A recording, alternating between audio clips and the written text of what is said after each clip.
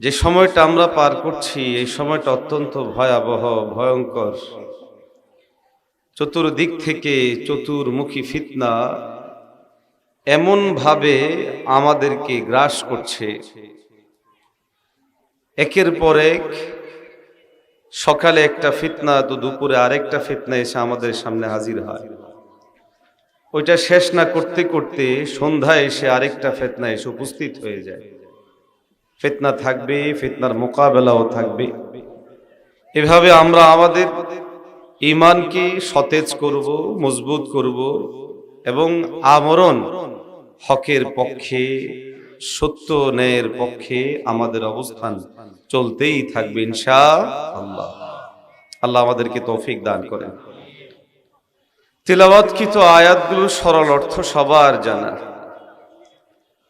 আপনি আমি বলছি, হে আল্লাহ, ইহদিনাস সিরাতাল মুস্তাকিম, আপনি আমাদের সিরাতে মুস্তাকিম প্রদর্শন করুন, সরল সঠিক পথ দেখান। এমন পথ দেখান যেটা সরল সঠিক, বক্র নয়, বাঁকা নয়, অচল নয়, ভিন্ন নয়, ভ্রান্ত নয়। সেটা কি বলা হয়? সিরাতে মুস্তাকিম, সরল ও সঠিক পথ। ওই সমস্ত বান্দাদের পথ যাদের উপর আপনি নিয়ামত দিয়েছেন, তাদের পথ নয় যাদের উপর আপনি রাগান্বিত এবং যারা পথভ্রষ্ট। মোহতারাম হাজিরিন, পৃথিবীতে কোথাও পৌঁছতে হলে সেখানে পথের প্রয়োজন হয়, ঠিক না? আমি এখান থেকে ঢাকা যাব, ঢাকা যাওয়ার জন্য আমার পথের দরকার। এই পথ জলপথ হতে পারে, আকাশপথ হতে পারে, স্থলপথ হতে পারে। কালামুল্লাহের মধ্যে আমরা আল্লাহর কাছে যেই পথের প্রত্যাশা করি, এই পথ কোন পথ? এই পথ আমাদেরকে কোথায় নেবে? এই পথের নির্দেশনাগুলো আমরা কোথায় পাব? এই পথ থেকে বিচ্যুত করার জন্য আমাদের বিরুদ্ধে, আমাদের বিরুদ্ধবাদীদের, বিশেষত শয়তান ও শয়তানের দোসরদের যাবতীয় অপতৎপরতা আছে না নাই? অতএব এই বিষয়গুলো আমাদের সামনে পরিষ্কার হওয়া জরুরি। আমরা আল্লাহর কাছে দোয়া করছি, আল্লাহ আপনি আমাদেরকে সরল সঠিক পথ দেখান, সিরাত মুস্তাকিম দেখান। সরল সঠিক পথ আল্লাহ রব্বুল আলামিন আমাদেরকে দেখিয়েছেন আমাদের নবী মুহাম্মদুর রাসূলুল্লাহ সাল্লাল্লাহু আলাইহি ওয়াসাল্লামের মাধ্যমে। প্রিয় রাসূল সাল্লাল্লাহু আলাইহি ওয়াসাল্লাম কালামুল্লাহকে সামনে রেখে আল্লাহ প্রদত্ত ওয়াহির মাধ্যমে আমাদের সামনে পরিষ্কার করে গেছেন কোনটা সিরাতে মুস্তাকিম, কোনটা সরল সঠিক, কোন পথ আমাদেরকে জান্নাত পর্যন্ত পৌঁছে দিবে। নবীজি সাল্লাল্লাহু আলাইহি ওয়াসাল্লাম ইন্তেকাল পরবর্তী সময়েও যেন উম্মাহ বিভ্রান্ত না হয়, এর জন্য প্রিয় রাসূল মৌখিক নির্দেশনাও দিয়ে গেছেন এবং রাসূলুল্লাহ সাল্লাল্লাহু আলাইহি ওয়াসাল্লাম এটার জন্য লিখিত নির্দেশনাও দিয়ে গেছেন। নিজের হাতে গড়ে আমাদের সামনে এবং কতিপয় মানুষকে রেখে গেছেন যাদেরকে সাহাবায়ে কেরাম বলা হয়, যাদেরকে আনুগত্য অনুসরণের মাধ্যমে হেদায়েত পাবো, এই ঘোষণাও প্রিয় রাসূল দিয়ে গেছেন। অতএব আমি আপনাদের সামনে এই বিষয়গুলোকেই পরিষ্কার করার চেষ্টা করব। সরল সঠিক পথ কোনটা? সরল সঠিক পথের উপর আমরা কিভাবে চলব? সরল সঠিক পথের জন্য নবীর সাহাবায়ে কেরাম কিভাবে মাপকাঠি হবেন, মেয়ারে হক হবেন, সত্যের মাপকাঠি হবেন। আমাদেরকে এই সরল সঠিক পথ থেকে সরানোর জন্য পশ্চিমাদের বিভিন্ন ধরনের অপতৎপরতা, আমাদের এখানকার যারা পশ্চিমাদের পদলেহী পা চাটা, তারা কিভাবে আমাদেরকে এই জায়গা থেকে দূরে সরিয়ে দিয়ে আমাদেরকে আবার জাহিলিয়াতের সেই অন্ধকারের মধ্যে নিমজ্জিত করতে চায়, এবং এর সুদূর প্রসারী পরিকল্পনা হিসেবে আমাদের শিক্ষা ব্যবস্থা থেকে সিরাত মুস্তাকিম চিনার যে অন্যতম পথ, অন্যতম মানদণ্ড কুরআন ও সুন্নাহকে সরিয়ে সিরাতে রাসূল, সিরাতে সাহাবাকে সরিয়ে আমাদেরকে কিভাবে বিভ্রান্ত বিচ্যুত করার জন্য ষড়যন্ত্র করছে, এই বিষয়গুলো আমি বলতে চাই। আপনারা শুনতে রাজি? আল্লাহ আমাদেরকে কবুল করেন।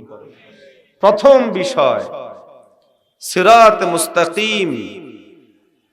আপনি আমি যখন সূরা ফাতিহা পড়ি, এতটুকু অংশ সবার মনে আছে না? আমরা কি বলি?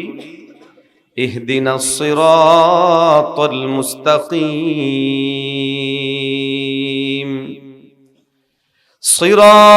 সিরাতাল্লাযীনা আন'আমতা আলাইহিম গায়রিল মাগদুবি আলাইহিম ওয়ালাদ-দাল্লিন।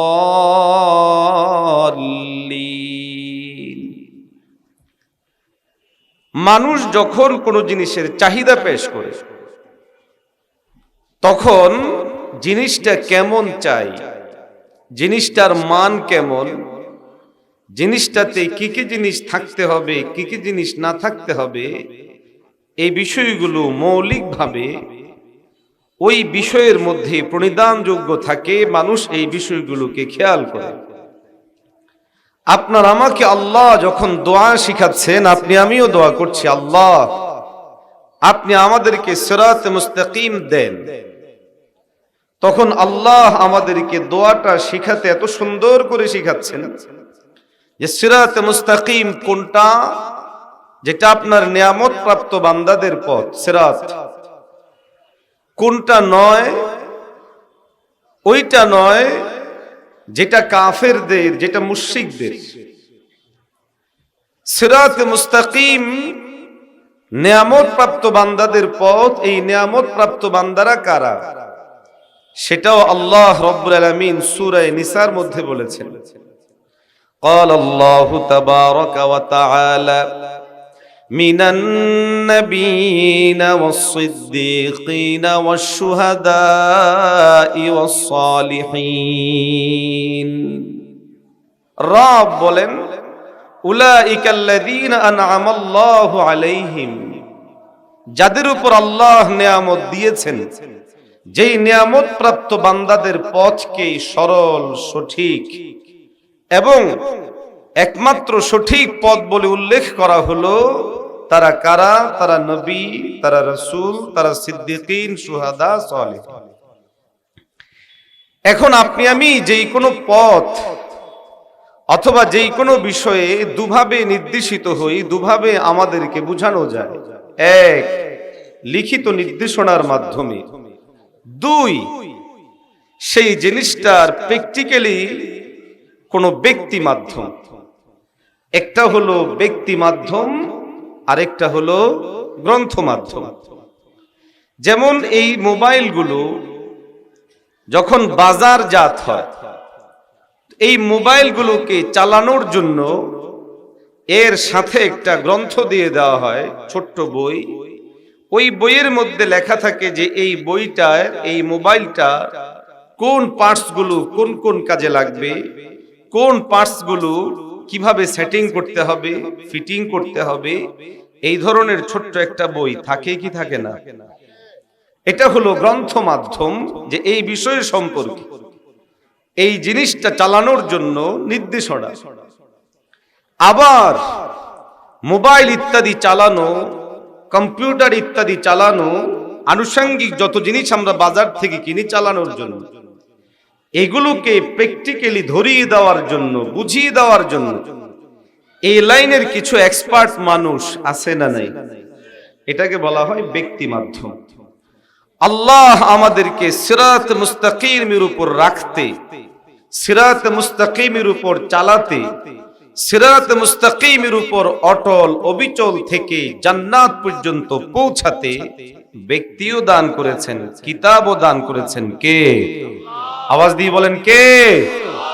মুমিন মুসলমান ভাইরা আমার, আল্লাহ পাক রব্বুল আলামিন সিরাতে মুস্তাকিমের উপর আপনার আমাকে চালানোর জন্য হযরতে আদম আলাইহিস সালাতু ওয়াস সালাম থেকে নিয়ে শুরু করে নবী মুহাম্মদুর রাসূলুল্লাহ সাল্লাল্লাহু আলাইহি ওয়াসাল্লাম পর্যন্ত লক্ষাধিক নবী আমাদের দান করেছেন কে? আল্লাহর হাবিব সাল্লাল্লাহু আলাইহি ওয়াসাল্লাম সহ হযরতে আদম আলাইহিস সালাতু ওয়াস সালাম থেকে শুরু করে আমাদের নবী মুহাম্মদুর রাসূলুল্লাহ সাল্লাল্লাহু আলাইহি ওয়াসাল্লাম পর্যন্ত যত নবী অতিক্রান্ত হয়েছেন, সমস্ত নবীদের একটাই মাত্র মিশন এবং ভিশন ছিল, কেমন করে আল্লাহ ভোলা বান্দাদেরকে আল্লাহর সাথে সম্পৃক্ত করা যায়, সিরাতে মুস্তাকিমের উপর উঠানো যায়, সিরাতে মুস্তাকিমের উপর চালানো যায়, সিরাতে মুস্তাকিমের উপর চালিয়ে জান্নাত পর্যন্ত পৌঁছিয়ে দেওয়া যায়। এই জন্য আমরা এই কথা দৃঢ়তার সাথে বলি, আদম আলাইহিস সালাম থেকে শুরু করে আমাদের নবী পর্যন্ত মৌলিকভাবে যেই দাওয়াত ছিল সেটা এক এবং অভিন্ন ছিল। ইবাদাতের কিছু আদায়গত পদ্ধতিগত ভিন্নতা ব্যতীত মৌলিক যে দাওয়াত, ইলাহ কয়জন?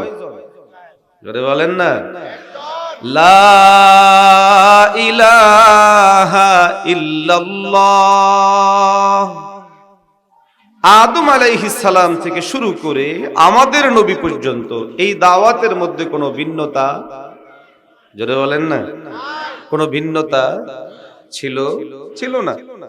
এই জন্য আমাদের ঈমানের অংশ হলো নবী মুহাম্মদুর রাসূলুল্লাহ সাল্লাল্লাহু আলাইহি ওয়াসাল্লামের আনিত দ্বীনের উপরে নবী মুহাম্মদুর রাসূলুল্লাহকে নবী হিসেবে আমরা যেভাবে বিশ্বাস করি, আদম আলাইহিস সালাম পর্যন্ত প্রত্যেকটা নবীর উপরে এইভাবে ঈমান আনি এবং প্রত্যেকটা নবীর আনিত দ্বীন ও ইসলামকে হক মনে করি, সত্য মনে করি। হ্যাঁ, পালন করার ক্ষেত্রে অপরাপর আম্বিয়ে কেরাম যারা ছিলেন, আল্লাহ পাক সময় অনুযায়ী, কাল অনুযায়ী, যুগ চাহিদা বিবেচনায় যেই পরিবর্তনগুলো করেছেন, সর্বশেষ আমাদের নবী পর্যন্ত এসে একটা স্ট্রাকচার দান করেছেন। এই স্ট্রাকচার ব্যতি রেখে বাকি যেইগুলোকে আল্লাহ মানসুখ করেছেন, রহিত করেছেন, সেইগুলোকে আমরা রহিত মনে করি। আমাদের নবীজির মাধ্যমে এসে সেটা ইকমাল হয়েছে, ইতমাম হয়েছে, পূর্ণতা পর্যন্ত পৌঁছিয়েছে। এজন্য আমাদের ঈমানের একটা অংশ হলো কালামুল্লাহের ভাষায় আল্লাহ আমাদেরকে শিখিয়ে দিয়ে বলেন, বলো লা নুফাররিকু বাইনা আহাদিম মিনহুম। আমরা কোন নবীর মধ্যে কোনো পার্থক্য করি? জোরে বলেন না, কোন নবীর মধ্যে কোনো পার্থক্য করি না, বরং সমস্ত নবীকে নবী হিসেবে মানি। নবীদের রেখে যাওয়া শরীয়তকে তাদের সময়ের জন্য উপযুক্ত মনে করি, হক মনে করি। আর আমাদের জন্য আমাদের সময়ে আজকের যে শরীয়ত আছে, এই শরীয়তকেও হক মনে করি, আমাদের জন্য পালনীয় মনে করি, আবশ্যিকভাবে এটা পালন করতেই হবে, এটা আমরা মনে করি। তাহলে সিরাতে মুস্তাকিম চিনানোর জন্য একটা মাধ্যম ব্যক্তি, আদম আলাইহিস সালাম থেকে শুরু করে আমাদের নবী পর্যন্ত সবাই ছিলেন এই রিজালুল্লাহের অংশ। সমস্ত আম্বিয়াদের মধ্যে আমাদের নবী আশরাফুল আম্বিয়া, আমাদের নবী সাল্লাল্লাহু আলাইহি ওয়াসাল্লাম, তিনি আশরাফুল আম্বিয়া, আফদলুল আম্বিয়া ওয়ার রাসূল সাল্লাল্লাহু আলাইহি ওয়াসাল্লাম। দ্বিতীয় হলো কিতাবুল্লাহ, আল্লাহর পক্ষ থেকে প্রেরিত কুতুব কিংবা সাহিফা যতগুলো আছে সবগুলোর উপরে ঈমান আনি এবং এই কথা আমরা বিশ্বাস করি তাওরাত, জবুর, ইনজিল সহ যত কিতাব আসমানি আছে সবগুলো আসমানি কিতাব, কালামুল্লাহ আসমানি কিতাব, রবের কিতাব। যুগে যুগে আল্লাহ প্রত্যেকটা উম্মতকে হেদায়েতের জন্য আল্লাহ রব্বুল আলামিন এই কিতাবগুলো পাঠিয়েছিলেন লিখিত নির্দেশনা হিসেবে। লিখিত নির্দেশনার প্র্যাকটিক্যালি বুঝিয়ে দেওয়ার জন্য আল্লাহ দান করেছেন কখনো আদমকে, কখনো ইসমাইলকে, কখনো ইব্রাহিমকে, কখনো নূহকে, কখনো ইউনুসকে, কখনো ইদ্রিসকে। এইভাবে আল্লাহ একের পর এক নবী আলাইহিমুস সালাতু ওয়াস সালামদেরকে দান করেছেন কে? আরো আসতে বলে, আরো জোরে বলেন। এতটুকু কথা বুঝার পর এবারে বুঝুন, যুগে যুগে কালে কালে ঈমানদারদেরকে সিরাত মুস্তাকিম থেকে সরানোর জন্য চক্রান্ত ষড়যন্ত্র ছিল কি ছিল না? জোরে বলেন। ওই চক্রান্তগুলোর সার মর্ম হলো কিতাবুল্লাহের যেই মাধ্যম, যেই লিখিত নির্দেশনা, ওই লিখিত নির্দেশনার মধ্যে সংযোজন বিয়োজন। এই জন্য আমরা তাওরাতকে বিশ্বাস করি, কিন্তু এখনকার যে তাওরাত, এই তাওরাতকে বিশ্বাসও করি না, মানিও না। কেন? এই তাওরাত আল্লাহ যেভাবে পাঠিয়েছেন সেভাবে রয় নাই, বরং শয়তান এবং শয়তানের দোসরেরা এর মধ্যে বিকৃতি সাধন করেছে। আওয়াজ দিয়ে বলেন ঠিক না বেঠিক? জাবুরে বিশ্বাস করি, তবে আজকের দিনে যেই জিনিসকে জাবুর বলে দাবি করছে, ছড়ানো হচ্ছে, সেইটার উপরে বিশ্বাস করি না। কেন করি না? কারণ এটা সংযোজিত, বিয়োজিত, পরিবর্তিত, এখানে বাড়ানো হয়েছে, কমানো হয়েছে। এই জন্য তাওরাতের উপর ঈমান আনা এটা আমাদের ঈমানের অংশ। কেউ যদি বলে তাওরাত মানি না, ঈমান থাকবে না। হ্যাঁ, এখনকার সময় যেটাকে তাওরাত হিসেবে দাবি করা হচ্ছে, যেটা বিবর্তিত, যেটা বিকৃত, সংযোজিত, বিয়োজিত, রব থেকে যেটা দেয়া হয়েছে, ওইটা সেখানে নাই, ওইটাকে বিশ্বাস করিও না। বিশ্বাস করা ঠিকও না, বরং বিশ্বাস করলে ক্ষেত্র বিশেষ ঈমান যাওয়ার সম্ভাবনা আছে না নাই? এখন যুগে যুগে কালে কালে শয়তান ও শয়তানের দোসরেরা কালামুল্লাহ গুলোকে বিকৃত করেছে, কালামুল্লাহ গুলোতে পরিবর্তিত করেছে। রবের বিধানকে নিজস্ব মতভাবে তারা বিভিন্নভাবে সেটিং দিয়েছে, ফিটিং করেছে, পরিবর্তন করে উম্মাহকে সিরাত মুস্তাকিম থেকে বিচ্যুত করেছে। দুই, আম্বিয়ে কেরাম আলাইহিস সালাতু ওয়াস সালাম যারা ছিলেন রিজালুল্লাহ, আল্লাহর পক্ষ থেকে সিরাত মুস্তাকিম চিনানোর জন্য, সিরাত মুস্তাকিমের উপর চালানোর জন্য, সিরাত মুস্তাকিমকে দেখিয়ে দেওয়ার জন্য ব্যক্তি মাধ্যম, এই ব্যক্তিগুলোকে কখনো কখনো প্রশংসা করতে করতে করতে আল্লাহর বাচ্চা পর্যন্ত পৌঁছেছে। আবার কখনো কখনো নবী আলাইহিস সালাতু ওয়াস সালামদেরকে নিচে নামাতে নামাতে নামাতে কেউ কেউ হাত পর্যন্ত তুলেছে, কেউ কেউ মারার জন্য পর্যন্ত অগ্রসর হয়েছে। এইভাবে ওই সময়ে শয়তান ও শয়তানের দোসরেরা উম্মাহকে সিরাত মুস্তাকিম থেকে দূরে সরিয়েছেন। আল্লাহ সর্বশেষ সর্বশ্রেষ্ঠ নবীর মাধ্যমে আমাদেরকে সিরাত মুস্তাকিম দেখিয়েছেন, কালামুল্লাহের মাধ্যমে। এটা হলো আমাদের লিখিত নির্দেশনা, আমাদেরকে দেখিয়েছেন নবী সাল্লাল্লাহু আলাইহি ওয়াসাল্লামের মাধ্যমে। এটা হলো ব্যক্তি নির্দেশনা। আজ এই কালামুল্লাহের বিরুদ্ধে ষড়যন্ত্র আছে, চক্রান্ত আছে। আজ আমার নবীর বিরুদ্ধে চক্রান্ত আছে, ষড়যন্ত্র আছে।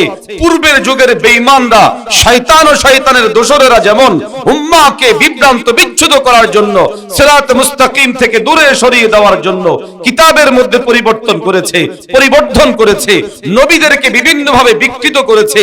আজকের দিনেও সেই চক্রান্ত আছে, চক্রান্ত চলতেই থাকবে। তবে পার্থক্য এতটুকু, ওই সময় তারা বিকৃত করতে পেরেছে, সফল হয়েছিল, তবে আজকের দিনে আর বিকৃত করতে পারবে না। একজন না, প্রয়োজনে ঈমানদারেরা রক্ত আগেও দিয়েছে। 1400 বছর পর্যন্ত কালামুল্লাহকে এবং প্রিয় হাবিবুল্লাহকে টিকিয়ে রাখার জন্য লড়াই চলছে, যুদ্ধ চলছে। ঈমানদারেরা রক্তের শেষ বিন্দুটুকু বিলায়া ইসলামের জন্য তাদেরকে বিলীন করতে চায়। আওয়াজ দিয়ে বলেন ঠিক না বেঠিক? মুহতারাম হাজিরিন, ইসলামের জন্য তাদেরকে বিলীন করতে চাওয়ার মাকসাদ হলো এই, ওরা যদি আমাদের দিকে আঘাত করে আমরাও পাল্টা আঘাত করতে রাজি। আর আসতে বলেন, জোরে বলেন না। কারণ আমাদেরকে যদি সিরাত মুস্তাকিম থেকে দূরে সরিয়ে দেওয়া হয়, তাহলে আমরাও অপরাপর জাতির মতো হব কি হব না? আর আসতে বলেন, জোরে বলেন না। ইহুদিরা শুরুতেই বিভ্রান্ত ছিল না, বরং তারা সিরাত মুস্তাকিমের উপর ছিল যতদিন পর্যন্ত তাদের নবী হযরতে উযাইর আলাইহিস সালাম, হযরতে মূসা আলাইহিস সালাতু ওয়াস সালামদের রেখে যাওয়া মত এবং পথের উপরে ছিল। খ্রিস্টানরা শুরুতেই বিভ্রান্ত ছিল না যতক্ষণ পর্যন্ত তারা হযরতে ঈসা আলাইহিস সালাতু ওয়াস সালামের দেখানো মত ও পথের উপরে ছিল। বিভ্রান্ত কখন হলো, সিরাত মুস্তাকিম থেকে কখন সটকে পড়লো? যখন সিরাত মুস্তাকিমের উপর চলার যে মাধ্যম ব্যক্তি নবীকে ছাড়লো, নববী আদর্শকে ছাড়লো, কিতাবকে ছাড়লো, কিতাবের নির্দেশনাকে উপেক্ষা করলো, কিতাবের নির্দেশনা না মেনে বিকল্প জিনিসের আমদানি করলো, তখনই তারা বিপদের মধ্যে পড়েছে। আওয়াজ দিয়ে বলেন ঠিক না বেঠিক? আমাদেরকেও সিরাত মুস্তাকিম থেকে দূরে সরানোর ব্যাপারে দুটোই ষড়যন্ত্র আছে। কিতাবুল্লাহ থেকে আমাদেরকে দূরে সরানোর জন্য প্রকাশ্য দৃশ্যমান চক্রান্তগুলো, এর মধ্যে কিছু আছে যেগুলো আমরা বুঝি, যেগুলো আমাদেরকে নাড়া দেয়, যেগুলো আমাদেরকে প্রতিবাদী গড়ে তোলে, যেগুলো আমাদেরকে জীবন পর্যন্ত বিলায় দিতে প্রস্তুতি গ্রহণ করতে উৎসাহিত করে। আওয়াজ দিয়ে বলেন ঠিক না বেঠিক? যেমন আপনারা যদি শুনেন নোয়াখালীর কোথাও কোরআন শরীফ জ্বালিয়ে দিয়েছে কোন দুশ্মন ইসলাম, তখন সেটা সহ্য করবেন? যদি বলেন সহ্য করবেন? জ্বালিয়ে দেওয়াকে আপনি আমি অপরাধ মনে করি, অন্যায় মনে করি, কালামুল্লাহের বিপরীতে ষড়যন্ত্র বুঝি, ষড়যন্ত্র মনে করি, ষড়যন্ত্র ভাবি। এই জন্য কেউ এই কাজ করলে তার বিরুদ্ধে প্রতিবাদ করি, প্রতিবাদ করব, এটা আমার ইমানি দায়িত্ব। আওয়াজ দিয়ে বলে ঠিক না বেঠিক? তো বেঈমানরা সারা দুনিয়ায় এই একটা পলিসিতে আগায়। এই জন্য আপনি অনলাইনে খুললে দেখবেন যে অমুক দেশে কোরআন শরীফের মধ্যে আগুন দিব, অমুক দেশে অমুক লোক লাইভে এসে কোরআন শরীফ জ্বালালো, অমুক দেশে একজনে কোরআন শরীফের উপর উঠে লাফালো, নাউজুবিল্লাহ, কেউ কেউ প্রস্রাব করে দেয়। মূলত এই তৎপরতাগুলোর উদ্দেশ্য হলো কালামুল্লাহের প্রতি আমাদের যে আজমত, কালামুল্লাহের ব্যাপারে আমাদের হৃদয়ের মধ্যে যে ভালোবাসা, কালামুল্লাহের ব্যাপারে আমাদের অন্তরের মধ্যে যে বিশাল একটা নির্ভরতা, এই নির্ভরতাকে, এই বিশ্বাসকে, এই আস্থাটাকে দুর্বল করার জন্য আমাদের মধ্যে যারা দুর্বল ঈমানদার, অনেকে এই ধরনের জিনিস দেখলে তখন মাঝে মধ্যে একটু এদিক সেদিক হয়েও যায়। তারা বলে যে কোরআন শরীফ জ্বালায় দিল, তার কিছু হইল না, কোরআন শরীফে প্রস্রাব করে দিল, তার কিছু হইল না। এগুলো কারো কারো ঈমান হারার কারণ হয়। তো ওরা এই ষড়যন্ত্রটা এই আন্দাজে অ্যাপ্লাই করে, এবং তারা খুব ভালো করেই জানে যে মুসলমান এই জাতিটা টিকে থাকা, তাদের পাওয়ার হাউস হিসাবে কাজ করে কালামুল্লাহ, রিজালুল্লাহ, কালামুল্লাহ আল কোরআন, রিজালুল্লাহ নবী মুহাম্মদুর রাসূলুল্লাহ। অতএব দুটো জিনিস থেকে যদি আউট করা যায়, যেমন এই কারেন্ট লাইট গুলো আলো দিচ্ছে কেন? এই লাইট সবগুলোর একটা সংযোগের জায়গা আছে পাওয়ার হাউসের সাথে। পাওয়ার হাউস থেকে যদি বিচ্ছিন্ন করা যায়, এই লাইট গুলো আলো দিবে? যদি বলেন না আলো দিবে। এই মাইক আওয়াজ হচ্ছে, এর পিছনেও সেন্ট্রালি ইয়ের ভূমিকা আছে, কারেন্টের ভূমিকা আছে। সেখান থেকে যদি সরিয়ে দেওয়া হয়, এই মাইক আর আওয়াজ দিবে না। মাইক থাকবে, লাইট থাকবে, আওয়াজ হবে না। বেঈমানরা জানে গোটা দুনিয়াতে কোটি কোটি মুসলমান থাকতে পারে, থাকবে এগুলো বাহ্যিক ভাবে, তবে এগুলো পাওয়ারলেস হবে। পাওয়ারলেস হওয়ার জন্য কাজ হলো, কার্যত ভূমিকা হলো সিরাত মুস্তাকিম থেকে সরাও। সিরাত মুস্তাকিম থেকে সরাতে হলে কোরআন থেকে সরাও, সুন্নাহ থেকে সরাও, নববী আদর্শ থেকে সরাও। আর ওই ষড়যন্ত্র বাস্তবায়নের জন্যই তারা আমাদের কোরআনের ব্যাপারে সংশয় তৈরি করার চেষ্টা করে। আওয়াজ দিয়ে বলে ঠিক না ঠিক? এটা একটা ষড়যন্ত্র যেটা আমাদেরকে নাড়া দেয়। এই জন্য আমরা প্রতিবাদী হই, এই জন্য আমরা মোকাবেলা করার জন্য প্রস্তুতি নিই। আবার আমাদের নবীজির ব্যাপারেও শোনা যায়, ফ্রান্সে নবীজি সাল্লাল্লাহু আলাইহি ওয়াসাল্লামের জীবনের উপরে ব্যঙ্গ বিদ্রোহ করা হচ্ছে। নবীজিকে নিয়ে বিভিন্ন ছবি বানায়, নাটক বানায়, মুভি বানায়। এই বানানোগুলো থেকে উদ্দেশ্য হলো এই, তাদের মাকসাদ হলো এগুলো বানানোর মাধ্যমে নবীজির যে আজমত, নবীজির যে শান, নবীজির যে শৌকত, নবীজির যে মহব্বত, নবীজি সাল্লাল্লাহু আলাইহি ওয়াসাল্লামের যে ওয়াকার, যে মহব্বত, যে হুব্বে রাসূল হৃদয়ের মধ্যে মুমিনরা লালন করে, উনাকে নিয়ে যখন প্রশ্ন উঠিয়ে দেয়া হবে, উনার চরিত্রের মধ্যে যখন কালিমা লেপন করে দেয়া হবে, উনার আনিত দ্বীনকে বিভিন্ন প্রস্তবানে জর্জরিত করা হবে, তখন শান কমে যাবে, মান কমে যাবে, নির্ভরতা কমে যাবে, গ্রহণযোগ্যতা কমে যাবে। এর মাধ্যমে অপরাপর উম্মতরা যেভাবে বিভ্রান্ত হয়েছে, ওইভাবে আমাদেরকে বিভ্রান্ত করার একটা ষড়যন্ত্র আছে না নেই? এই ষড়যন্ত্রটা খুব বেশি ফলপ্রসূ না। এই ষড়যন্ত্র খুব বেশি ফলপ্রসূ না, বরং অতীত এবং বর্তমান ইতিহাস সাক্ষ্য দেয়, দৃশ্যমান এই ষড়যন্ত্রে ঈমানদারদের ক্ষতির চেয়েও উপকার অনেক বেশি হয়েছে। আরো আসতে বলেন কেন? আমি উদাহরণ দিয়ে বলি। সমকালীন নরওয়েতে কালামুল্লাহের মধ্যে আগুন জ্বালায় দেয়া হলো। একেবারে ওদের সিকিউরিটি ব্যবস্থাপনা, পুলিশ, সাংবাদিক, নিজস্ব ব্যবস্থাপনা এবং মিডিয়া কভারেজের জন্য নিজস্ব, ওই অবস্থার মধ্যে আগুন দেওয়া হয়েছে। খুব স্বাভাবিকভাবে সিকিউরিটি মেনটেন করার জন্য ওদের নিজস্ব লোকদেরকেই রাখার কথা, তাই করেছে। কিন্তু এত কিছুর ভিতরেও যখন একজন ঈমানদার দেখলো আমার চোখের সামনে আমার রবের কালামে আগুন ধরায় দেওয়া হবে, না আমি সহ্য করতে পারি না, একজন টকবগে যুবকের হৃদয়ের মধ্যে তপ্ত আগুন জ্বলে উঠলো, তো সঙ্গে সঙ্গে সে তার জীবনের মায়া না করে, সন্তানের মায়া না করে করছে, আজে বাজে কথা বলছে, চাকরি খেয়ে দেয়া হচ্ছে, বিভিন্ন রকম অপবাদ দেয়া হচ্ছে। পরিষ্কার ভাষায় বলি, কালামুল্লাহ জ্বালিয়ে দিলে যেমন আমাদের হৃদয়ের মধ্যে লাগে, কালামুল্লাহ বিকৃত করলে যেন আমাদের কলিজার মধ্যে লাগে, কালামুল্লাহকে মিটিয়ে দেওয়ার ওই ষড়যন্ত্রের মতো এই ষড়যন্ত্র মোকাবেলার জন্য উলামায়ে কেরাম জান জীবন দিয়ে যেইভাবে আওয়াজ উঠায় যাচ্ছেন, রাজপথ পর্যন্ত প্রকম্পিত করে এর বিরুদ্ধে আওয়াজ উঠাতে কারা কারা তৈরি, একটু হাত তুলে বলেন।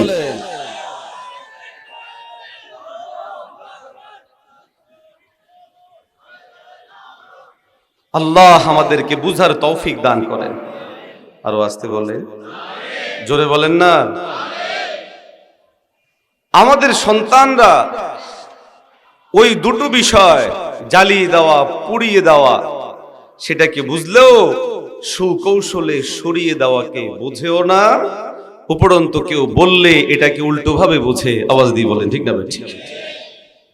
আর যা হচ্ছে, আশা করি আপনাদের সামনে অনেক বিষয় পরিষ্কার। কালামুল্লাহ একে তো নাই, ছিল না, আমাদের সময়ও ছিল না।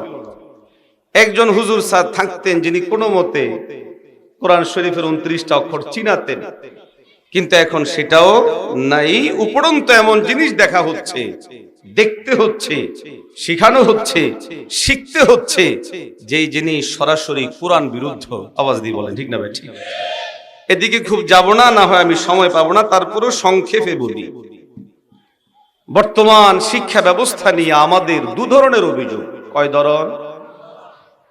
এক হলো যেটা আমাদের সরাসরি ঈমানের জন্য আকীদাগত দিক থেকে ভয়ঙ্কর, ভয়াবহ। দ্বিতীয়টা হলো এমন কিছু বিষয় আছে যেই বিষয়গুলো আমাদের সন্তানদের চারিত্রিকভাবে অধঃপতিত করতে, নষ্ট করার জন্য ভূমিকা পালন করবে। সুস্পষ্ট গুনাহকে নরমাল করে বরং গুনাহকে সংস্কৃতি হিসেবে চাপায়া দেওয়ার চেষ্টা আছে। সরাসরি ঈমানের জন্য ক্ষতিকর, সরাসরি আমাদেরকে শেষ করে দিবে, ঈমানকে ধ্বংস করবে। এর মধ্যে মৌলিকভাবে যে দুটো, একটা তো বিবর্তনবাদ, এ নিয়ে আলোচনা ব্যাপক হয়েছে। দ্বিতীয়টা এখন যেটা ট্রান্সজেন্ডার, এটাও একই সূত্রে ঘাটায়। দুটোটাই সুই আল্লাহ রব্বুল আলামিনকে খালিকিয়তের জায়গা থেকে দূরে সরিয়ে মানুষকে তার নিজস্ব স্বতন্ত্র, স্বকীয় এবং নিজস্ব আন্দাজে আল্লাহ থেকে দূরে সরিয়ে গায়রুল্লাহের দিকে সম্পৃক্ত করার, সংযুক্ত করার এক গভীর ষড়যন্ত্র চলমান। আমরা আল্লাহর উপরে বিশ্বাস না করলে ঈমান থাকবে? এখন আল্লাহকে বিশ্বাস করার দুটো ধারা। এক, আল্লাহকে জাতান বিশ্বাস করি, তো জাতান বিশ্বাস করাই যথেষ্ট নয়, বরং আল্লাহকে সিফাতান, গুণগতভাবেও বিশ্বাস করা জরুরি। এজন্য কেউ যদি আল্লাহকে বলে আমি আল্লাহ মানি, কিন্তু আমাকে রিজিক দেয় এই মূর্তিটায়, ঈমান থাকবে না যাবে? কেউ যদি বলে আমি আল্লাহকে বিশ্বাস করি, তবে আমার চোখের যে জ্যোতি, এই জ্যোতিটা দান করে এই গাছে, ঈমান থাকবে না যাবে? তাহলে বোঝা গেল জাতানো স্বীকার করা লাগবে আল্লাহকে, সিফাতানো স্বীকার করা লাগবে কাকে? মুমিন মুসলমান ভাইয়েরা আমার, আল্লাহ পাক রব্বুল আলামিনের উপরে ঈমানের একটা অংশ হলো আল্লাহ পাককে খালিক হিসেবে বিশ্বাস করা। কালামুল্লাহের পরতে আল্লাহ পাক রব্বুল আলামিন ইরশাদ করে বলেন, হুয়াল্লাহুল খালিকুল বারিউল মুসাউবির আল মুসাউবিরু লাহুল আসমাউল হুসনা। আল্লাহ পাক রব্বুল আলামিন কালামুল্লাহের মধ্যে বলেন, হুয়াল্লাহুল খালিক, আপনার আমার জন্য সৃষ্টিকর্তা কে? রব বলেন হুয়াল্লাহুল খালিক, আল্লাহ তো তিনি যিনি খালিক, তিনি সৃষ্টিকর্তা। রব কালামুল্লাহের পরতে নিজের সৃষ্টির বিষয়গুলোকে পরিষ্কার করেছেন। আসমান সৃষ্টির ব্যাপারে আল্লাহ বলেন, ইন্না ফি খালকিস সামাওয়াত, রব বলেন এই আসমানের সৃষ্টিতে। রব সূরা মুলকের মধ্যে বলেন, আল্লাযী খালাকা সাবআ সামাওয়াতিন তিবাকা, রব বলেন যিনি, আল্লাহ তো তিনি যিনি 7 আসমান সৃষ্টি করেছেন। কে? আল্লাহ পাক আসমান সৃষ্টির পর আসমানের দিকে ইঙ্গিত করে বলেন, ওয়া ইলাস সামাই কাইফা রুফিআত, বান্দা আসমানের দিকে তাকাও, আসমানের দিকে তাকালেই তোমার মনের মধ্যে পরিষ্কার হয়ে যাবে এই আসমান সৃষ্টির পিছনে একজন আছেন, তিনি কে? এইভাবে আল্লাহ পাক জমিন সৃষ্টি সম্পর্কে কালামুল্লাহের মধ্যে বলেছেন। অপরাপর সমস্ত মাখলুকাত সৃষ্টির ব্যাপারেও আল্লাহ পাক কালামুল্লাহের মধ্যে বলে, আল্লাহ পাক বলেন, হুয়াল্লাযী খালাকা লাকুম মা ফিল আরদি জামিআ, গোটা জমিনের মধ্যে যা কিছু আছে এই সব জিনিসগুলোকে সৃষ্টি করেছেন কে? মুসলমান ভাইরা আমার, অন্য সমস্ত মাখলুকাতের মধ্যে একটা মাখলুক হলো ইনসান। আল্লাহ পাক রব্বুল আলামিন এই ইনসানেরও খালিক। আসমানের সৃষ্টিকর্তা যেমন আল্লাহ, জমিনের সৃষ্টিকর্তা যেমন আল্লাহ, অপরাপর পাহাড় পর্বত গাছগাছালি পাখ পাখালি সহ সব জিনিসের সৃষ্টিকর্তা যেমন আল্লাহ, ঠিক তেমনি ভাবে আপনার আমাকে, আমাদেরকে, আমাদের পূর্বসূরীদেরকে, আমাদের পরবর্তীদেরকেও সৃষ্টি করবেন কে? আল্লাহ পাক কালামুল্লাহের মধ্যে বলেন, আর রহমান। 3 নম্বর আয়াতের মধ্যে আল্লাহ পাক বলেন, খালাকাল ইনসান। রব বলেন রহমান, রহমানের কাজ। 3 নম্বর আয়াতের মধ্যে রব বলেন খালাকাল ইনসান, মানুষ সৃষ্টি করেছেন কে? আল্লাহ পাক অপর আয়াতের কারিমার মধ্যে বলেন, হাল আতা আলাল ইনসানি হিনুম মিনাদ দাহরি লাম ইয়াকুম শাইআম মাযকুরা। আল্লাহ পাক রব্বুল আলামিন মানুষ সম্পর্কে পরিষ্কার ভাবে ধারণা দিয়ে আপনারা আমাকে বলেন, ও দুনিয়াবাসী, এই মানুষেরা উল্লেখ করার মতো কিছুই ছিল না, উল্লেখ করেছেন, উল্লেখ করার মতো বস্তু বানিয়েছেন কে? ইন্না খালাকনাল ইনসান। রব পরবর্তী আয়াতে কারিমার মধ্যে বলেন, এই মানুষ সৃষ্টি করেছে আমি আল্লাহ। কোন জিনিস থেকে করেছেন, কেমনে করেছেন, এর বিস্তারিত বয়ান আল্লাহ দিয়ে বলেন, মিন নুতফাতিন আমশাজ। রব বলেন আমি মানুষ সৃষ্টি করেছি নুতফা থেকে। মুসলমান ভাইয়েরা আমার, আল্লাহ পাক কালামুল্লাহের বিভিন্ন জায়গার মধ্যে নুতফা কোন জায়গা থেকে এলো, নুতফা থেকে কি হয়, তারপরে কি হয়, তারপরে কি হয়, এই সব বর্ণনা দিচ্ছেন কে? আল্লাহ পাক রব্বুল আলামিন বলেন, ফালইয়ানদুরিল ইনসানু মিম্মা খুলিক মিন মাইন দাফিক يخرج من بين الصلب والترائب আল্লাহ পাক নুতফার অপর ভাষায় বলেছেন এটা একটা বিশেষ পানি। এই বিশেষ পানিকেও আল্লাহ পাক রব্বুল আলামিন বের করে আনেন, সৃষ্টি করেন। আল্লাহ পাক তার বান্দাদের মেরুদণ্ড এবং বুকের জায়গা থেকে বের করে এনে পানিটাকে বিশেষ জায়গার মধ্যে রাখে। ওখান থেকে আস্তে আস্তে সেই পানিটা বীর্য হয়, বীর্য থেকে রক্ত হয়, রক্ত থেকে জমাট রক্ত থেকে আস্তে আস্তে করে গোশতের টুকরা এরপরে ধীরে ধীরে বাড়িয়ে এইভাবে মানুষ সৃষ্টি করেন কে? মানুষের মধ্যে রব বলেন ওয়া খালাকনাকুম আজওয়াজা, আমি আল্লাহ রব্বুল আলামিন মানুষ সৃষ্টি করেছি। আর সেই মানুষ আল্লাহ পাক বলেন আমি এই মানুষদেরকে সৃষ্টি করেছি জোড়ায় জোড়ায়। এখন এই জোড়ায় জোড়ায় মানে আমি আর উনি এক জোড়া, নাকি আমি আর উনি এক জোড়া, নাকি আমি আর উনি এক জোড়া?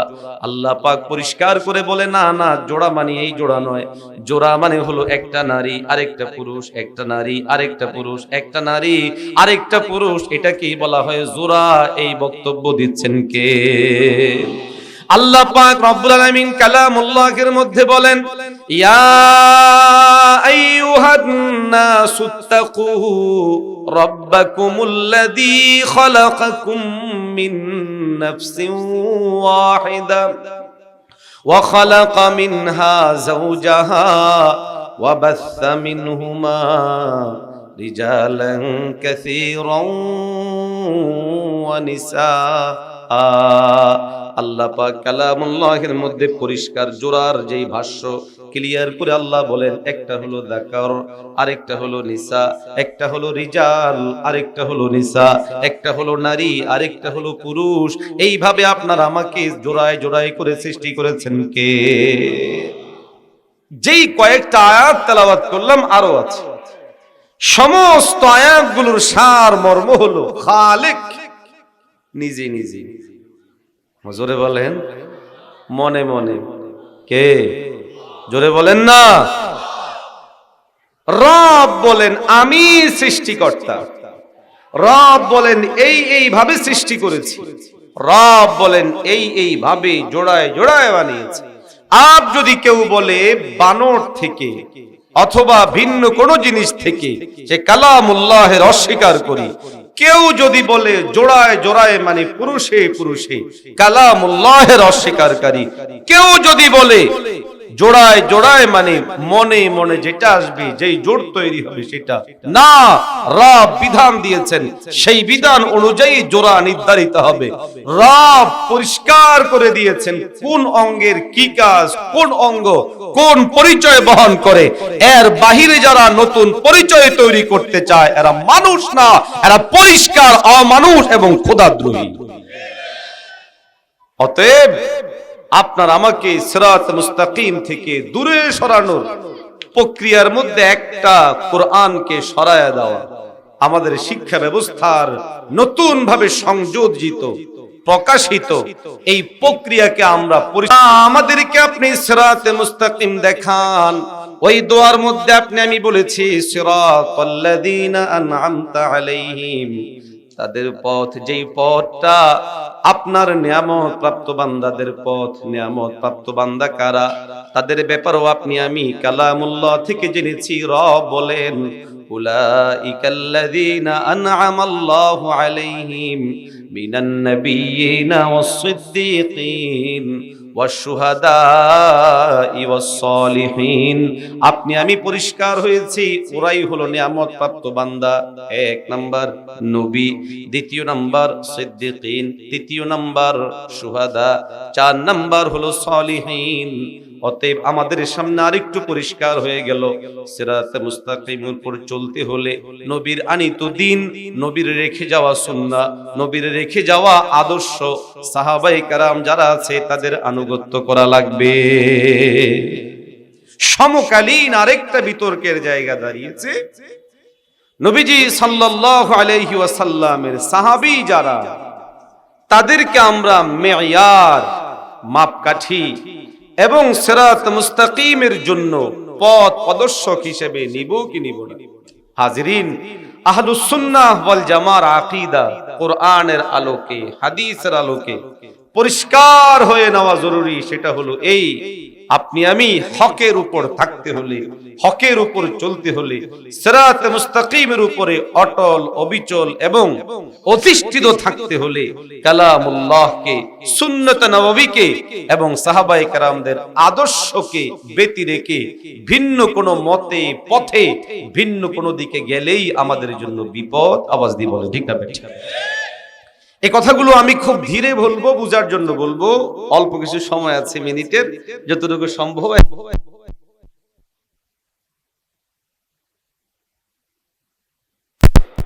রাসূলুল্লাহ সাল্লাল্লাহু আলাইহি ওয়াসাল্লামকে আল্লাহ দান করেছেন নবীজির কাজ। নবীজি সাল্লাল্লাহু আলাইহি ওয়াসাল্লাম আল্লাহর পক্ষ থেকে যে ওহী, এই ওহীটা আল্লাহর নির্দেশনা অনুযায়ী উম্মাহকে শিখিয়েছে।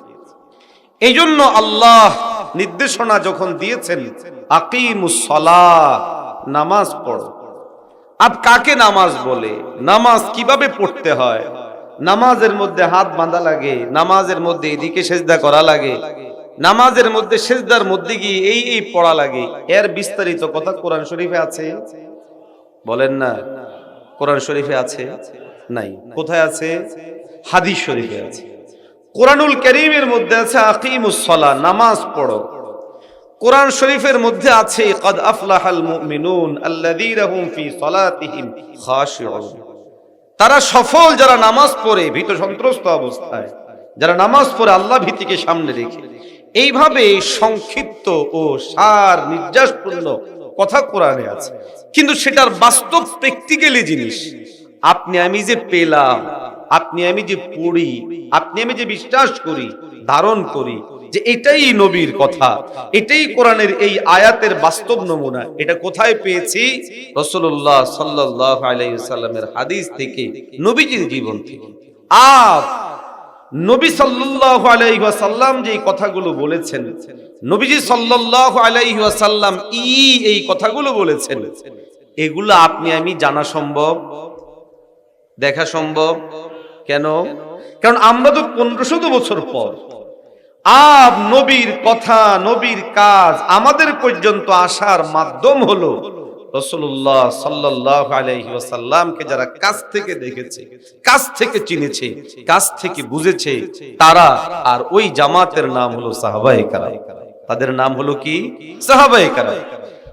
আপনার আমার সিরাতুল মুস্তাকিমের উপরে অটল অবিচল থাকা, সিরাতে মুস্তাকিম জানা, সিরাতে মুস্তাকিম বুঝা, এই জিনিসটা বড় গুরুত্বপূর্ণ। খেয়াল করুন, নবীজি হাদিসের মধ্যে বলছেন, ক্বালা রাসূলুল্লাহ সাল্লাল্লাহু আলাইহি ওয়াসাল্লাম, আলাইকুম বিসুন্নতি ওয়া সুন্নাতিল খুলাফাইর রাশিদিন।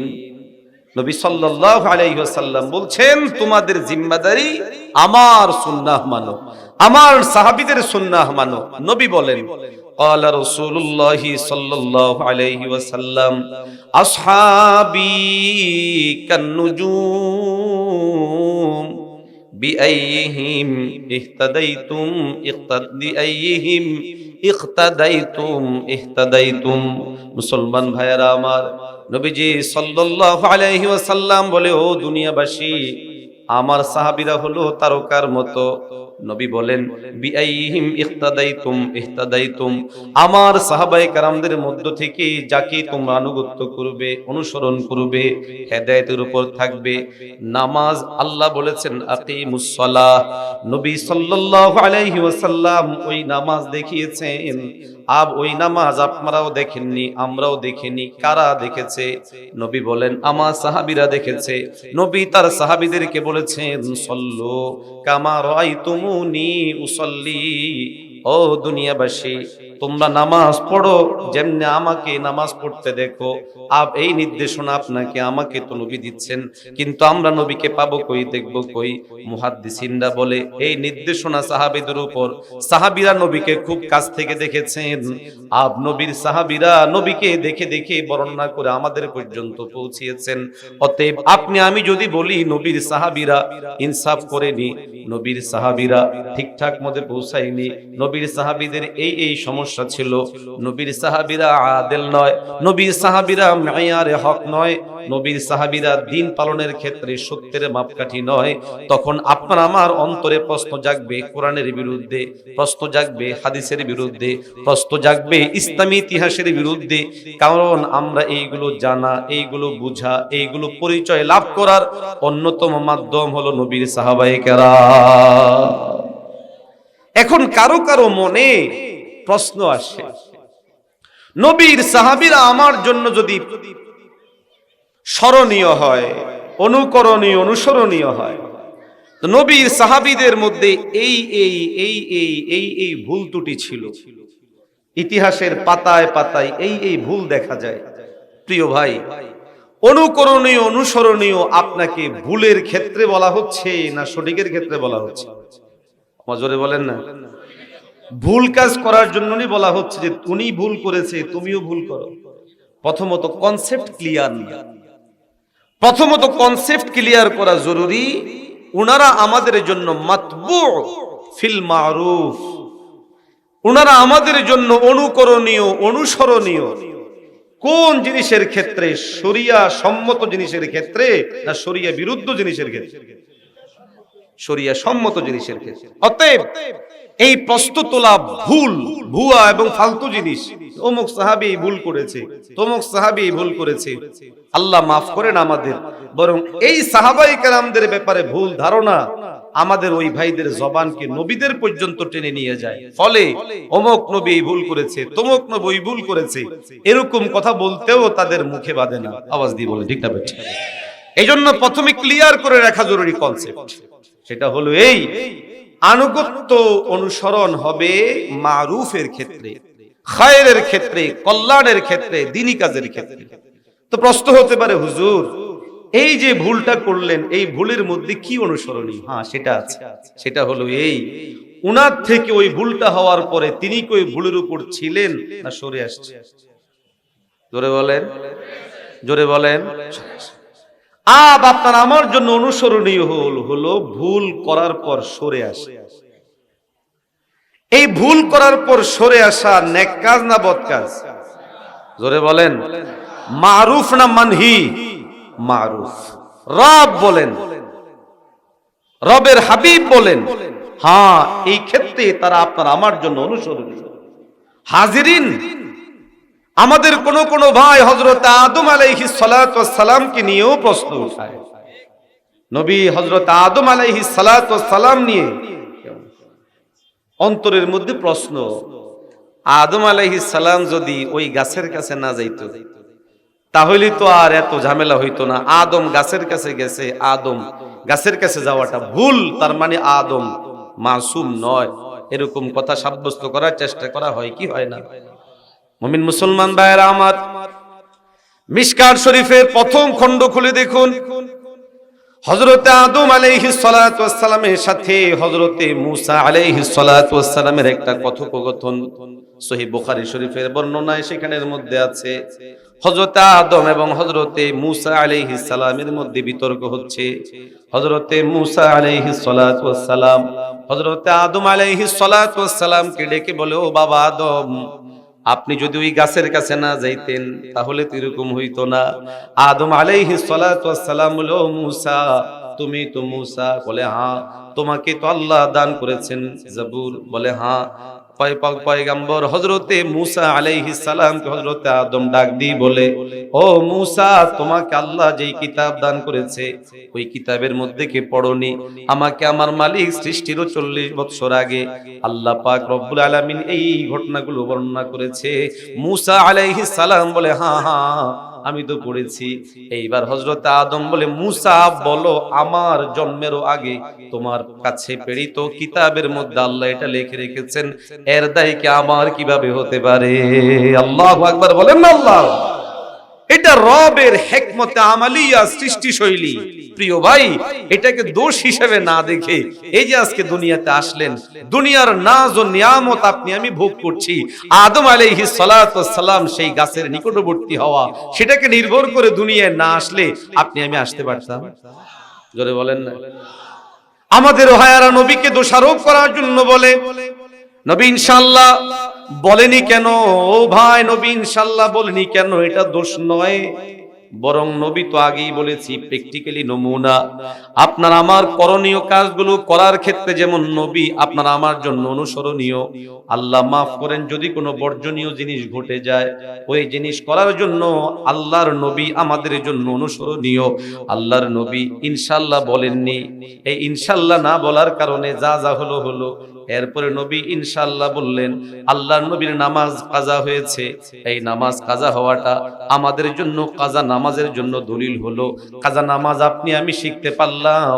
এইভাবে আল্লাহ পাক নবীদের মাধ্যমে, সাহাবায়ে কেরামদের মাধ্যমে আপনার আমাকে শিখানোর জন্যই অনেকগুলো জিনিস এইভাবে তৈরি করেছেন। আওয়াজ দেন ঠিক নেই?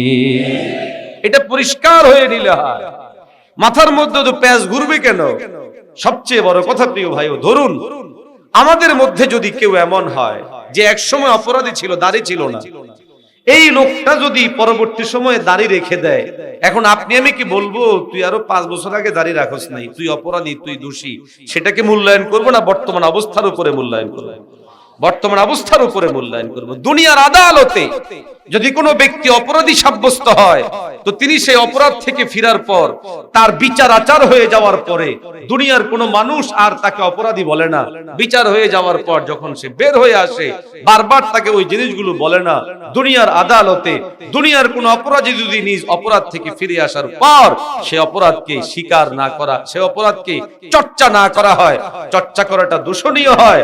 আল্লাহ যেই জামাতের ব্যাপারে সুসংবাদ দান করেছেন, আল্লাহর যেই জামাতকে সরাসরি প্রস্তুত করেছেন নবীর তত্ত্বাবধানে, ওই জামাত যাদের ব্যাপারে আল্লাহ বলেছেন রাদিয়াল্লাহ, আমি আল্লাহ তাদের উপরে সন্তুষ্ট, ওই সাহাবায়ে কেরামদের সমালোচনা করা আপনার আমার জন্য এটা কখনোই উচিত নয়, বরং আমাদের ঈমানের জন্য ক্ষতিকর। শেষ করব ছোট্ট একটা কথা বলি, যদিও আমি এই দিকটা আরো বেশি ফোকাস করার খেয়াল ছিল, কিন্তু সময় নেই। ফোকাস এতটুকু করি, সেটা হলো এই, আপনি আমি যখন কোনো কাজ করি, যখন কোনো কথা বলি, যখন কোনো জিনিস লিখি, আপনি আমি প্রথমে এই জিনিসটা ফিল করি এটা কোন কারণে, কোন প্রয়োজনে, কোন দরকারে। হয় ব্যক্তির দরকার, অথবা পরিবারের দরকার, অথবা সমাজের দরকার, অথবা রাষ্ট্রের দরকার। এই ধরনের যে কোনো জিনিসকে, প্রয়োজনকে সামনে রেখে আপনি আমি কাজ করি। প্রিয় ভাই, আল্লাহকে সাক্ষী রেখে বলি, আপনি আপনার নিজের বিবেককে প্রশ্ন করুন। আপনি এই যুগে এসে চর্চা করছেন নবীর অমুক সাহাবী জিনা করেছে, আপনি চর্চা করছেন নবীর অমুক সাহাবী যুদ্ধের অমুক ময়দানে গিয়ে এই অন্যায় করেছে। ও ভাই, এই চর্চাটা দ্বীনের কোন স্বার্থে, কোন উপকারে আপনি করছেন? আপনি আপনার নিজের বিবেককে একটু প্রশ্ন করেন। নাম্বার 2, আল্লাহ তো তাদেরকে অনুকরণীয়, অনুসরণীয় বানিয়েছেন মারুফাতের ক্ষেত্রে। ওই সাহাবী এই ভুল ত্রুটি করেছেন, অন্যায় করেছেন, এই অন্যায়গুলো তো করার জন্য আপনাকে বলা হয়নি। হ্যাঁ, অন্যায় যদি হয়ে যায়, তো ওই অন্যায় হয়ে যাওয়ার পর আপনি আমি কি করব, এই করণীয়র জন্য আল্লাহ তাদেরকে দান করেছেন, যেন আমরা বুঝতে পারি, শিখতে পারি, মানতে পারি। আওয়াজ দিয়ে বলে ঠিক না? দুটো উদাহরণ দিয়ে আমি আলোচনা শেষ করব। আদম আলাইহিস সালাম ওই গাছের কাছে গেছেন, আল্লাহ কর্তৃক নিষিদ্ধ এরকম কোন জিনিসের কাছে আমিও যাব। আদম আলাইহিস সালাম এই ক্ষেত্রে আমাদের অনুসরণীয়। কোন ক্ষেত্রে অনুসরণীয়? কোন বিষয়টা আল্লাহ এই ঘটনা থেকে আমাদেরকে শিখিয়েছেন? আদম আলাইহিস সালামের এই ঘটনা থেকে আমাদের শিক্ষণীয় অংশ হলো দ্বিতীয় অংশটুকু, সেটা হলো এই ঘটনা ঘটে যাওয়ার পর আদম তাওবা করেছেন, আদম ইস্তেগফার করেছেন, আদম কান্না করেছেন, আদম বছরের পর বছর বলেছেন আলাইহিস সালাতু ওয়াস সালাম, আদম আলাইহিস সালাম বলেছেন রব্বানা যালামনা আনফুসানা ওয়া ইল্লাম তাগফির লানা ওয়া তারহামনা লানাকুনান্না মিনাল খাসিরিন। নিষিদ্ধ জিনিসের কাছে যাওয়া অন্যায়, এই ক্ষেত্রে অনুসরণীয় না। নিষিদ্ধ কাজ করে ফেলার পরে তাওবা করা মারুফ, ইস্তিগফার করা মারুফ, মা'মুর, আল্লাহর পক্ষ থেকে নির্দেশিত। আদম আলাইহিস সালাম এই কাজে তাও কাজ হয়ে যাওয়ার পরে অন্যায় হয়ে গেলে আপনি আমি যেন তাওবা করি, ইস্তিগফার করি, এই দিক থেকে অনুসরণীয়। নবীর সাহাবী, আল্লাহ মাফ করেন, জিনা করে ফেলেছে, আমিও অনুসরণে জিনা করব, এটা নির্দেশনা না। নবীর কোন উম্মত যদি জিনা করে ফেলে তখন তার জন্য তাওবা করা মারুফ। এই ক্ষেত্রে ওনারা আমাদের অনুকরণে অনুসরণীয়। নবীর সাহাবী কেমন তাওবা করেছেন, নবীর সাহাবী এমন তাওবা করেছেন যে মারার ভয় দেখানো হয়েছে, কি শাস্তি হতে পারে সব দেখানো হয়েছে। সামনে এসে বলেছেন ইয়া রাসূলুল্লাহ জানাইতু, নবী ফিরে গেছেন না তুমি করনি। পিছনে গিয়ে বলেছেন জানাইতু, নবী বলেছেন না। ডানে গিয়ে বলেছেন জানাইতু, নবী বলেছেন না। বামে গিয়ে বলেছেন জানাইতু, নবী বলেছেন না তুমি করনি। চতুর্দিক থেকে নবী সাহাবী যতবার যেই দিকে ফিরেছে অতবার ওই দিক থেকে নবী মুখ ফিরিয়ে বলেছেন না তুমি করনি, না তুমি করনি। নবী সাহাবী ঈমান এত মজবুত ছিল, নবী সাহাবীর অনুকরণের জায়গা আপনার আমার জন্য এটা। আল্লাহ না করুক, আমি তো উম্মতি, আমি তো বান্দা, কোন একটা ভুল হতে পারে, ত্রুটি হতে পারে, অন্যায় হতে পারে, অহেতুক অপরাধ হয়ে যেতে পারে। আল্লাহ না করেন জিনার মতো ভয়ঙ্কর ভয়াবহ কোন অপরাধ যদি উম্মতের হয়, রব প্র্যাকটিক্যালি নবীর সাহাবী দিয়ে শিখিয়ে দিলেন ভুল হলে তাওবা করো। এই দেখো তোমাদের সামনে মিসাল, আমার এই সাহাবী জিনার ক্ষেত্রে না তাওবার ক্ষেত্রে, জোরে বলেন, তাওবার ক্ষেত্রে, ইস্তিগফারের ক্ষেত্রে। আর যদি আপনি এতটুকু বোঝেন আপনার দিল পরিষ্কার হবে। সবচেয়ে বড় কথা, অন্যের ব্যাপারে কোন শব্দ চয়নের আগে নিজের দিকে খেয়াল করা। আমি কে, আমি কি করছি, আমি কে, আমি কি করছি, এই কথা খেয়াল করলে সাহাবী তো তারা যাদের ব্যাপারে আমার আল্লাহ পরিষ্কার বলেছেন রাদিয়াল্লাহু, সাহাবী তো তারা যাদের ব্যাপারে আমার নবী বলেছেন আসহাবী কান্নুজুম, সাহাবী তো তারা যাদের ব্যাপারে আল্লাহ পরিষ্কার ভাবে জান্নাতি হওয়ার ব্যাপারেও ঘোষণা দিয়েছেন। আমার চিন্তা করা দরকার আমার আমলের অবস্থা কি, ব্যক্তির অবস্থা কি, চরিত্রের অবস্থা কি। প্রিয় ভাই, আপনাকে বলছি না, আমি আমাকে বলছি। আমি নবী সাহাবীর উপরে কলম চালানোর আগে, কথা বলার আগে, যারা কথা বলেছে, কালাম চালিয়েছে, তাদেরকে সমর্থন করার আগে আমার কলিজার মধ্যে প্রকম্পিত হয় কোন জামাতের ব্যাপারে কথা বলছি, যারা নবীর সুহবত পেয়েছে, সংস্পর্শ পেয়েছে, এমনকি আল্লাহ যাদের ব্যাপারে সন্তুষ্টির কথা ঘোষণা করেছে। আলোচনার সার মর্ম হলো আপনি আমি সিরাতে মুস্তাকিম প্রত্যাশা করি আল্লাহর কাছে। এই সিরাতে মুস্তাকিম কোনটা? কোরআনের পথ, সুন্নাহের পথ। আমাদের জন্য প্র্যাকটিক্যালি রিজালুল্লাহ নবী, কিতাবুল্লাহ আল কোরআন, রাসূলুল্লাহ সাল্লাল্লাহু আলাইহি ওয়াসাল্লামের রেখে যাওয়া এই সিরাত মুস্তাকিমের রূপায়ণ আমরা পেয়েছি নবী সাহাবায়ে কেরামদের মাধ্যমে। আর এর বিরুদ্ধে ষড়যন্ত্র চলমান, কিছু দৃশ্যমান, কিছু অদৃশ্যমান। অতএব সমস্ত চক্রান্ত ষড়যন্ত্রের বিরুদ্ধে সজাগ থাকবো তো, সজাগ থাকবো তো। আল্লাহ আমাদেরকে তৌফিক দান।